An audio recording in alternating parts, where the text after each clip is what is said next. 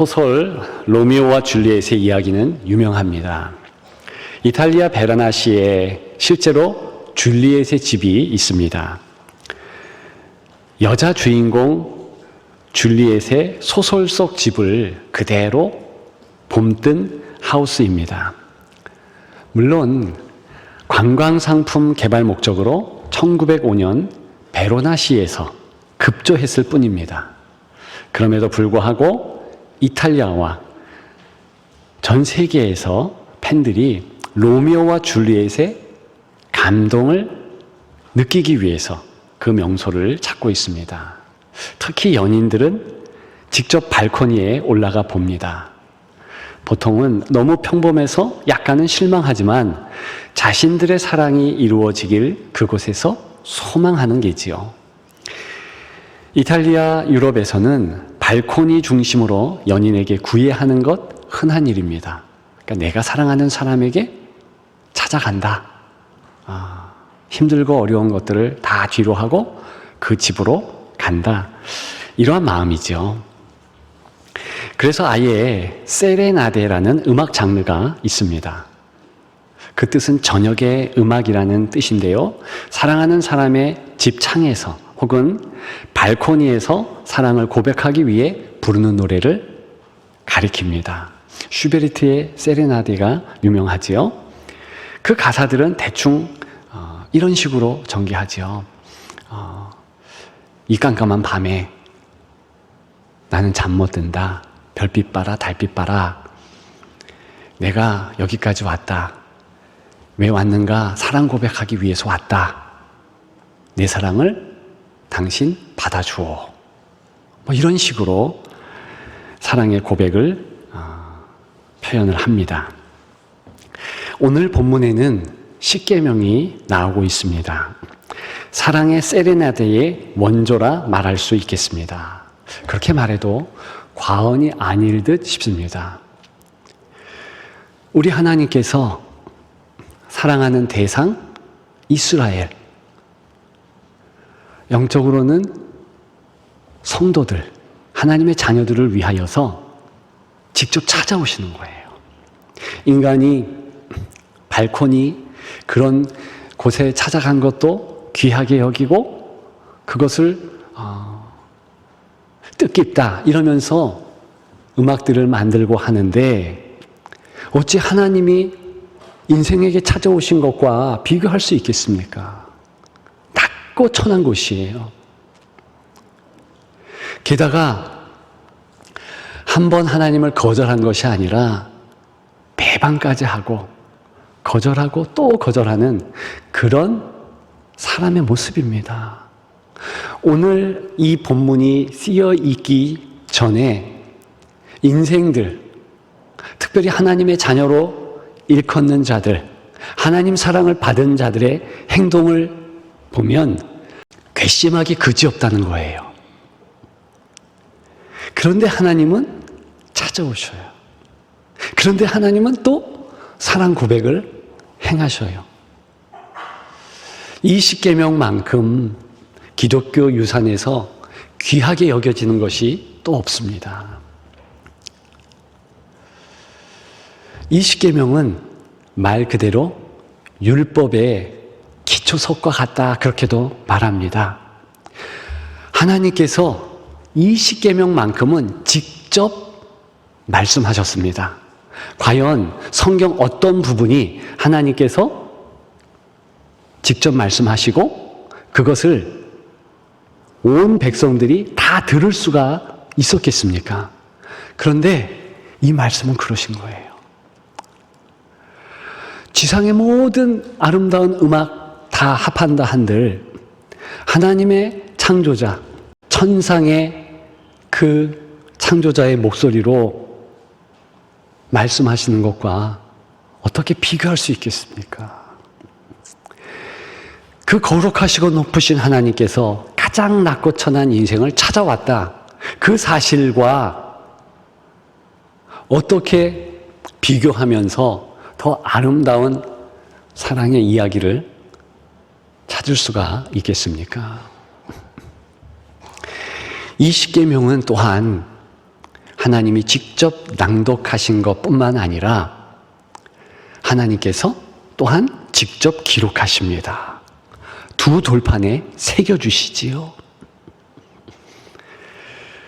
각각 다른 돌판의 내용이었겠습니까? 아마도 그럴 수도 있겠습니다만, 즉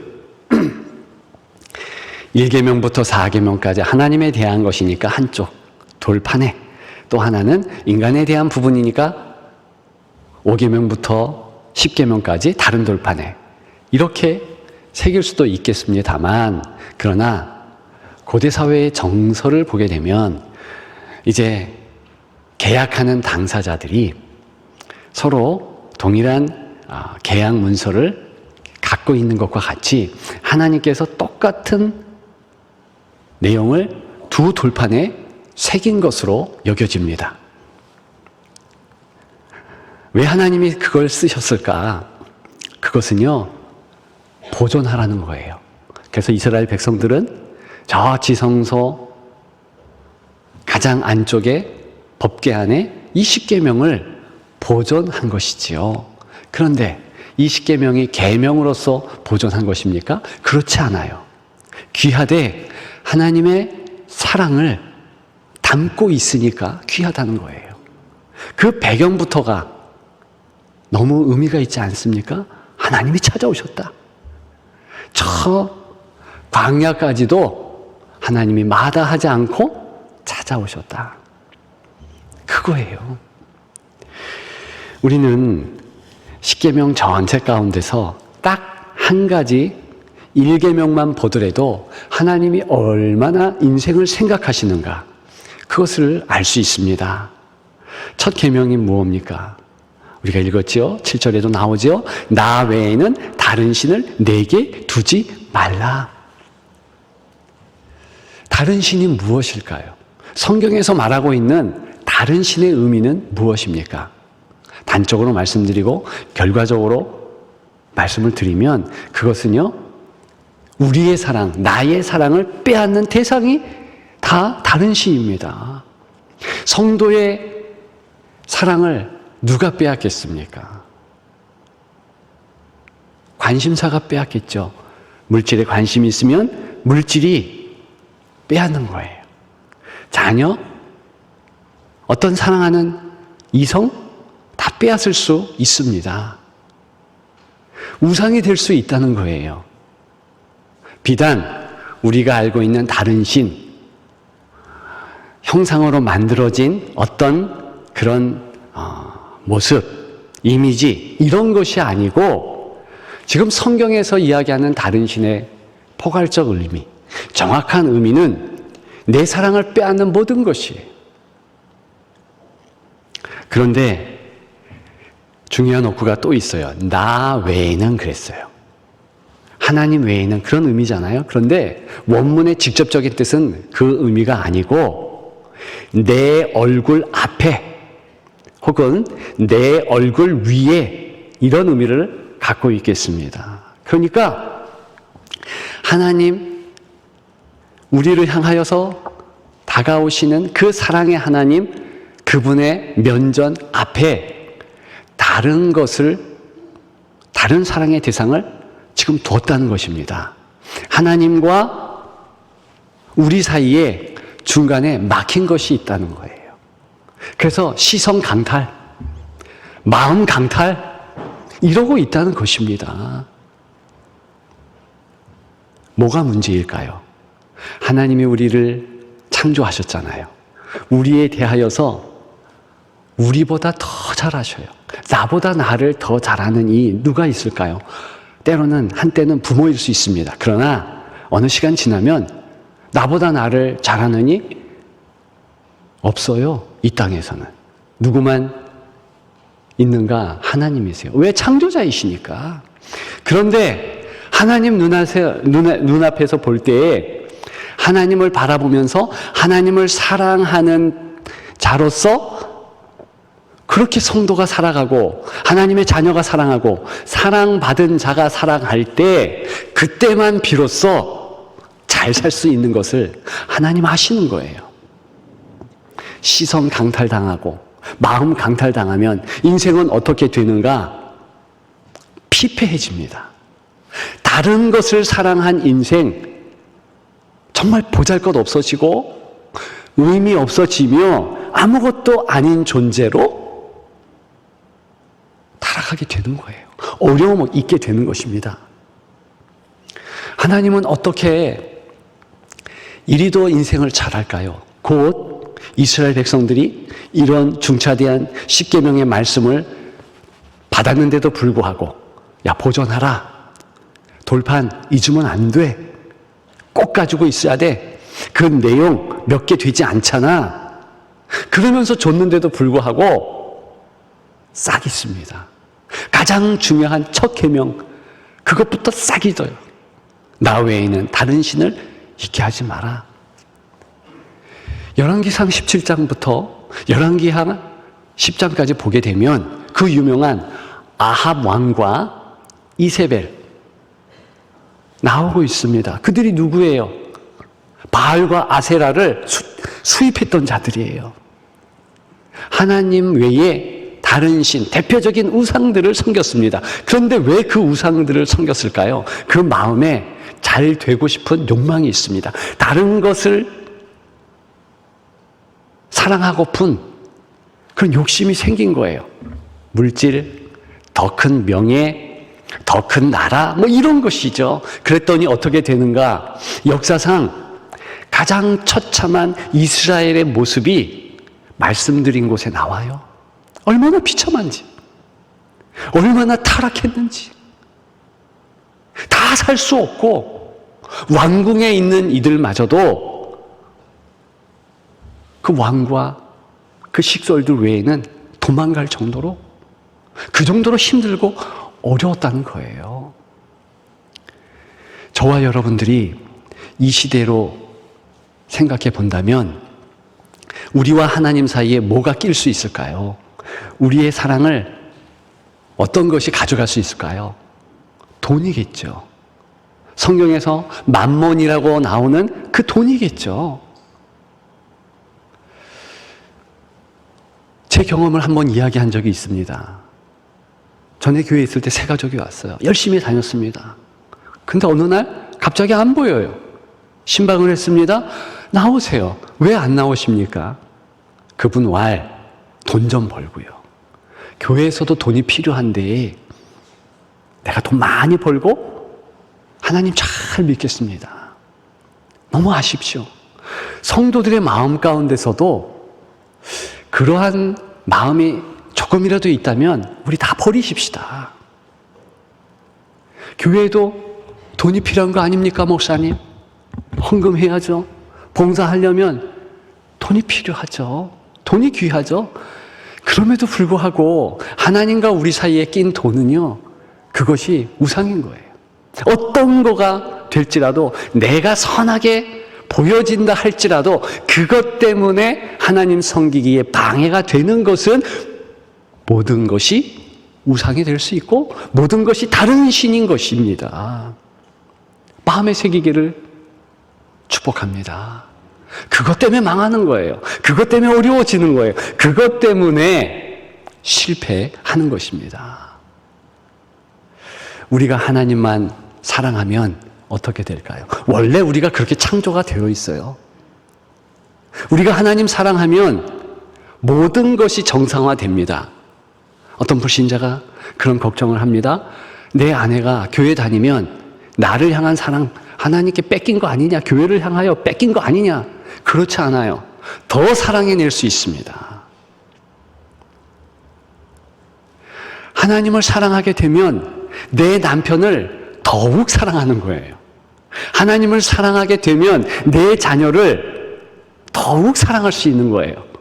정상적인, 그리고 창조의 규칙에 맞는 사랑을 해낼 수 있는 거예요. 어찌 그렇게 만들어진 인생이 하나님 빼고 다른 것을 채우면서 사랑한다 말하겠습니까? 그래서 엉망이 되는 거예요. 힘들어지는 거예요. 어려워지는 거예요. 이 십계명 돌판에 새겼다고 그랬잖아요. 그런데 우리 심령에 새기는 아름다운 존재가 또 있습니다. 마치 십계명과 비교될 정도로 하나님께서 야, 기억해라, 꼭 기억해라 하는 존재가 있습니다. 누구십니까? 예수 그리스도. 성경에 보면 예수 그리스도가 누구신가? 골로새서에 의하면 보이지 않는 하나님의 형상 그랬어요. 즉 예수 그리스도를 보면 영이신 하나님이 누구신지 알 수 있다는 거예요. 왜 십계명이 중요하겠습니까? 보이지 않는 하나님의 마음이 십계명을 통해서 보이게 된 거예요.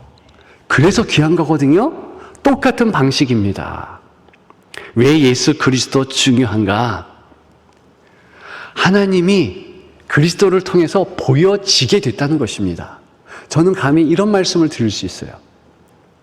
우리가 신앙생활 하는 데 있어서 가장 중요한 두 개의 보물은 무엇인가?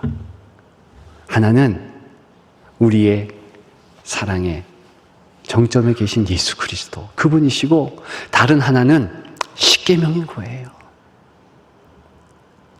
십계명이 그것은요, 하나님 사랑의 마음을 그대로 우리에게 보여주셨기 때문에 그렇습니다. 나머지 여러 십계명의 내용들을 안 나누어도 돼요. 왜 그런지 아십니까? 하나님 외에 다른 거 사랑하지 않겠다, 다른 신 섬기지 않겠다, 그 마음만 가지고 있으면 하나님의 그 사랑의 은혜의 개념이 다 깨달아집니다. 그래서 그랬구나. 내 이름을 왜 망령되이 일컫지 말라 했는가? 하나님은요, 하나님 이름 걸고 우리를 사랑하신다는 거거든요. 우리는요, 우리의 이름을 걸고 사랑할 수 없습니다. 왜? 걸만한 존재가 안 돼요. 조변석계로 변하는 피조물을 따름인데 하나님은 절대자이세요. 내 이름 걸고 내가 너를 사랑한다, 그거잖아요. 왜 형상을 만들어서 예배하지 말라 그랬습니까? 어떤 것도 만들지 말라. 예수 그리스도, 보이지 않는 하나님의 형상, 그분을 강조하기 위함입니다. 계속 모든 십계명의 내용들을 들추면 들출수록 하나님이 우리에 대하여 이렇게 사랑하시는구나, 하나님의 사랑 고백이구나, 그걸 깨닫게 된다는 것입니다. 여러분, 요즘 우리 아이들, 교회 다니는 아이들뿐만이 아니라 장성한 성도라 할지라도요, 십계명을 잘 못 인내네요. 순서 별로 중요하지 않다 생각한다네요. 여러분, 그렇지 않습니다. 이 십계명만큼 우리가 외우고 마음에 새겨야 할 것이 없어요. 그대로 하나님께서 우리를 얼마나 사랑하시는지, 그분 사랑 고백 내용이니까. 그리고 그 십계명과 더불어서 예수 그리스도, 내 마음판에 새겨지며 특별히 인격적인 십계명 자체가 되신 분, 예수님은 마태복음 22장에 이런 말씀하셨습니다. 온 율법과 선지자의 강령, 그것은 무엇인가? 사랑이다. 하나님 사랑, 그리고 이웃 사랑.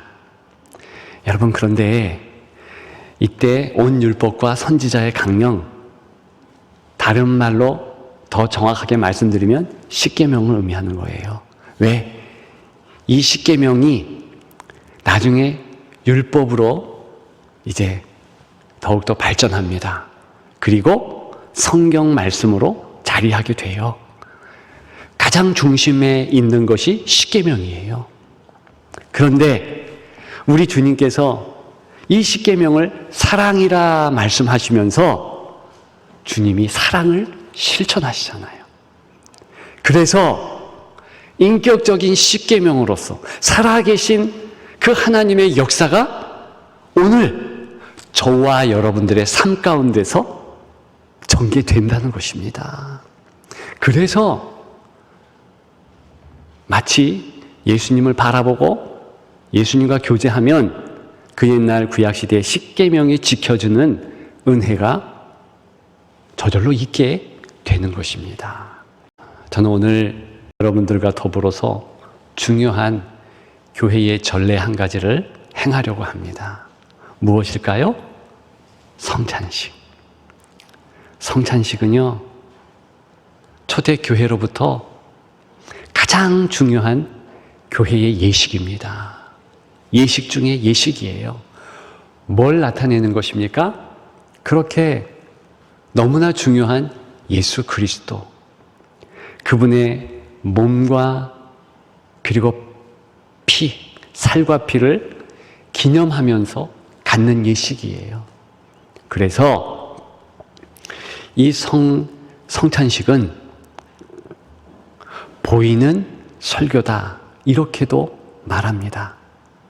평소에 들리는 설교, 언어화된 설교로 우리가 마음에 하나님의 양식을 채웠다면 특별히 성찬식을 통해서 보이는 설교로 마음을 채우는 거예요. 그런데 그 보이는 설교의 핵심은 무엇입니까? 역시 예수 그리스도께서 나를 그토록 사랑하셨다는 것입니다. 결론을 맺습니다. 하나님은 사랑이셔요. 십계명 서약을 통하여서 우리에게 사랑 고백을 시작하신 그분께서 예수 그리스도 통하여서 사랑 고백의 완성을 이루신 것입니다. 기억하시고 우리가 신앙생활 그냥 하는 것이 아니다. 먼저 하나님이 우리를 찾아오셨고 먼저 하나님이 우리를 그토록 사랑하셨던 정황들이 있다. 마음에 새기면서 이제는 내 차례, 내가 주님을 사랑할 차례. 그러면서 그 은혜에 보답하고 주께 영광 돌리며 나아가는 여러분들 되시기를 주님의 이름으로 축복합니다. 축복합니다.